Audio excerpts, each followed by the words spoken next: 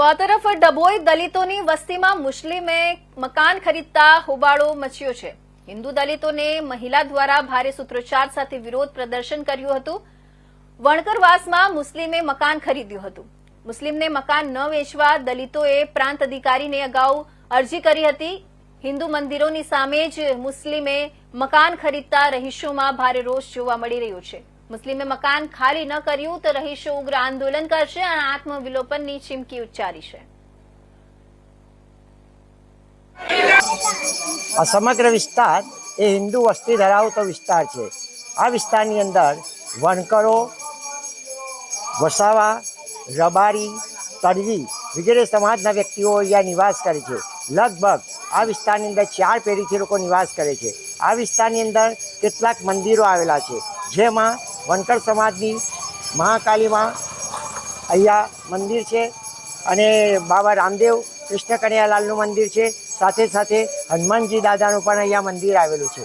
આ વિસ્તારની અંદર એક દલિત સમાજનો વ્યક્તિ એ પોતે બારોબાર વિધર્મી સમાજને પોતાનું મકાન વેચી દેતા તેમને કોઈને પણ જાણ કરી નથી અને એનો એક બદ ઇરાદો એ છે કે આ વિસ્તારમાં રહેતા સમગ્ર આપણે હિન્દુ સમાજના લોકોને હેરાન કરીને પરેશાન કરીને અહીંયાથી તેને પોતે પોતાના ઘર છોડીને અહીંયાથી આ લોકો જતા રહે એ પ્રકારનો એક બદ ઇરાદો એ પોતે હાંસલ કરવા માટે આ એક ભિન્ન કક્ષાની પ્રવૃત્તિ કરેલી છે। તો અમે આ માટે એસડીએમ સાહેબને પણ એક આવેદનપત્ર આપેલું છે। એસડીએમ સાહેબને લગભગ 20/2/25ના રોજ એટલે કે 2 મહિના પહેલાં આવેદનપત્ર આપેલું છે, પરંતુ તંત્રએ આના ઉપર આજ દિન સુધી કોઈ પ્રકારનું ધ્યાન રાખ્યું નથી। અમારે સાથે સાથે આ વિસ્તારના રહીશોની એક ઉગ્ર માંગ છે કે જે વિધર્મીને મકાન વેચાણ કર્યું છે એ બંને પાર્ટીને વેચાણ કરનારને અને રાખનારને આ બંને વ્યક્તિને બોલાવીને આ મકાન કોઈ એક હિન્દુ વ્યક્તિને વેચાણ આપે એવી એક અમારી ઉગ્ર માંગ છે। હું આ વણકર સમાજમાં રહું છું, વણકરવાસમાં રહું છું અને મારી 50 થી 60 વર્ષની ઉંમર થઈ। હું આ ગામની આ ફળિયાની મેં દીકરી છું અને મેં સામની જ રહું છું અને આ મારા સામું જે મકાન વિધર્મીને આપે છે, મુસ્લિમને આપ્યું છે અને અમારો 50 થી 60 ઘરની વસ્તી છે હિન્દુની। આની અંદર એક વિધર્મી આવીને અહીં આગળ વસી જાય અને વિધર્મી તો આવીને વસે, કાલથી બીજો આવે, ત્રીજો આવે અને એવી રીતના અમને એ લોકોની જોડે અમને ફાવે નહીં અને એમનો ધર્મ અલગ, અમારો ધર્મ અલગ, એમના રીત રિવાજ અલગ, અમારા રીતે મારા ઘરમાં મંદિર છે, આમાં સામું મંદિર છે રામાપીરનું, બાજુમાં મહાકાળી છે, મારા ઘરમાં દશામાની સ્થાપના કરી છે। હું 25 વર્ષથી હું સેવા પૂજા કરું છું, હું એકલી જ રહું છું અને આ વિસ્તારની અંદર જો એવો માણસ આવે અને એવા માણસ હિન્દુ માણસ કોઈ પણ અમને આ ફળિયામાં ચાલશે। હિન્દુ માણસ કોઈ પણ નાતનો હોય, કોઈ પણ સમાજનો હોય, પણ હિન્દુ વ્યક્તિ જોઈએ। મુસ્લિમ વિધર્મી આ ફળિયાની અંદર એમનો પગ અમારે જોઈએ નહીં। એમના રીત રિવાજ અલગ, અમારા રિવાજ અલગ।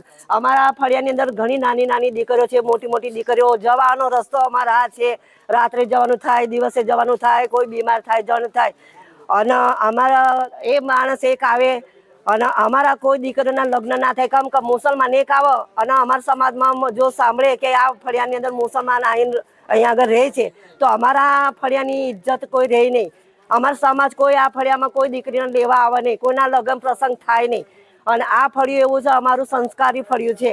અમારું સંસ્કારી બધા તહેવારો અમે ઉજવીએ છીએ, અમે એક સાંપીને રહીએ છીએ આ ફળિયાની અંદર અને એવો વિધર્મી માણસ આવે તો અમને એટલી તકલીફ પડશે કે અમારા પણ ઘર વેચીને જવાનું અને અમે એટલા બધા સક્ષમ નથી કે આ મકાન વેચીને અમે બીજી જગ્યાએ જઈને રહી શકીએ। અમે વર્ષોથી આ 4 થી 5મી પેઢી આ ભૂમિ પર થઈ ગઈ છે અમારી અને અમને આ તકલીફ ઘણી પડશે। આના લીધે અમે આ બધા ભેગા થઈને અમે આ સરકારને અમે રજૂઆત કરી હોવા છતાં કેટલા વખતે અમે અરજી આપી તો પણ કોઈ નિર્ણય લેતા નથી, કોઈ જવાબ આપતા નથી, આનો કોઈ નિર્ણય કરતા નથી।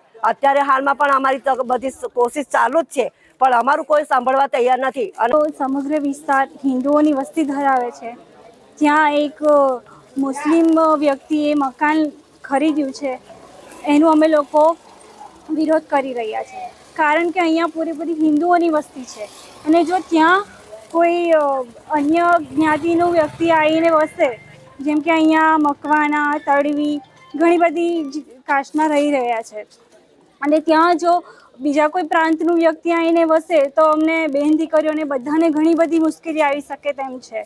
જેમ કે કોઈના પ્રસંગ હોય, સગાઈ હોય, મેરેજ હોય, તો એવી પણ પરિસ્થિતિ આવી શકે છે કે ના પણ થાય.